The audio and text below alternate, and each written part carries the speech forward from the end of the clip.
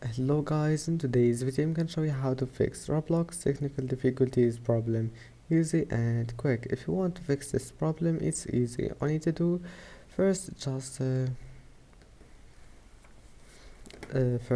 type here task manager.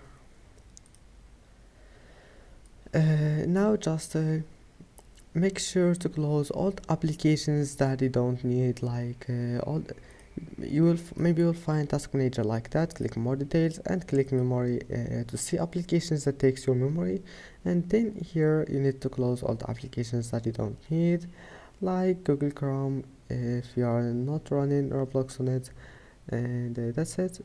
If you want to close like OBS Studio, right click and click in task, and that's it. Now let's move to the next step. Click here, restart your PC, and after restarting your PC, just right click on Roblox and click run as administrator, and that's it. Then your problem must be fixed. Don't forget to like and don't forget to subscribe, and see you in the next video.